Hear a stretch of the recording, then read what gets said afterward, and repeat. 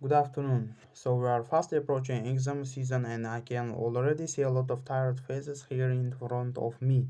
Well, today we are lucky enough to have Professor Manson from the University of Denton talk to us about how sleep can help us pass those all important exams. So without any further ado, I would like you to give a big round of applause and stay wide awake for Professor Manson.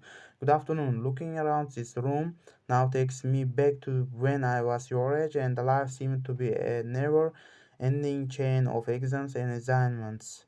At the time, organization wasn't my forte, and too often I found myself up all hours of the night before an exam, cramming every last piece of information I could in an attempt to remember something. Does it sound familiar to any of you? Can I just see a show of hands? How many of you this term have had no more than 3 or 4 hours sleep before an exam? Okay, so that's a clear majority, and it has to be said that last minute revision can do wonders for the short term memory, but what is in fact even more beneficial is a good night's sleep.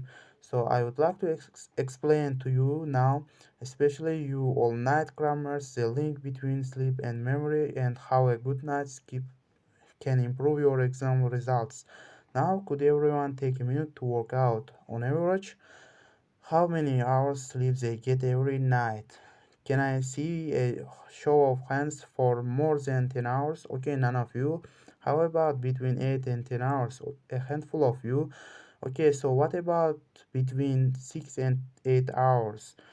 Right, that's a popular option, and any of you fewer than 6 hours. Okay, so you are the guys we most need to worry about. According to the National Sleep Foundation in Washington, newborn babies need anything between 14 and 17 hours sleep, and this amount gradually decreases the older we get. Until as adults we need around 7 or 8 hours sleep, but you will be interested to know that the 14 to 17 age group should be aiming for 8 to 10 hours sleep a night. So you can already see that most of us not aren't getting enough sleep, and this is something we need to think about. Sleep is essential. The human body simply can't thrive without it. End of story. While we are asleep, the body checks that all our vital functions such as growth, circulatory systems, and our immune system are in good working order, and while we are snoring away, our brains are very active restructuring information we have collected during the day and consolidating memories. Let me explain memory consolidation.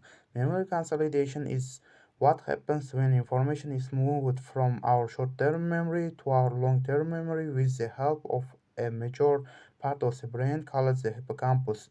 This is it, folks.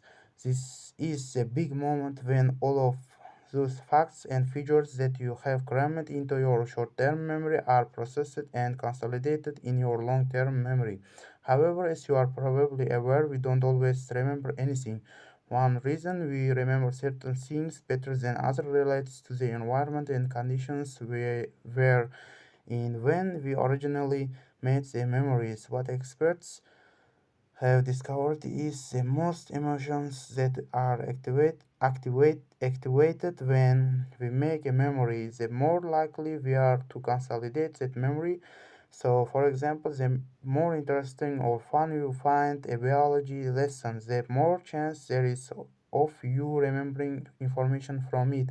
Okay, teachers, and not only that, we actually need to review information again and again after certain periods of time to help the consolidation process, which is why well planned exam revision timetables are far more effective in the long term than short term cramming the night before. And one reason why it's important to get enough get enough hours of sleep is that this process of consolidation happens during certain stages of sleep. So you are probably aware that there are different stages of sleep. The initial stages of sleep are a much lighter type of sleep, and it's not until we reach the later stages of deep sleep what we call slow wave sleep because the brain waves are much slower that we consolidate our memories. These slow waves help move the information we have collected and stored in the hippocampus to our long-term memory. So what we have here is enough evidence to conclude that the best way to help you pass your exams is to learn the information in a fun, interesting way, review it regularly, and most importantly, get plenty of good quality sleep.